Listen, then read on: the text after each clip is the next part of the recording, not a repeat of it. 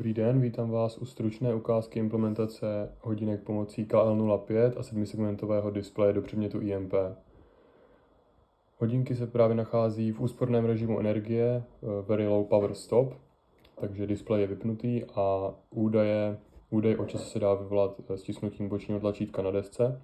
Takže teď máme 9 hodin a 24 minut a aktuální čas se dá nastavit podržením bočního tlačítka, kdy se upravovaná hodnota rozbliká, takže teď blikají minuty. To znamená, dají se krátkým kliknutím změnit například hodnota minut, posunout dopředu.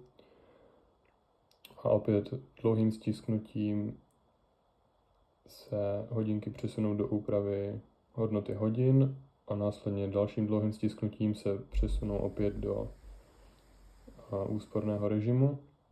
A nastaví se nový čas, který teď je možné vyvolat opět krátkým stisknutím tlačítka, kdy vidíme nový čas. A hodinky disponují taky bezpečnostním opatřením při režimu úprav, kdy jelikož v režimu úprav hodinky nejsou v úsporném režimu, tak pořád svítí a mohlo by se stát, že uživatel zapomene režim vypnout, tak po 10 sekundách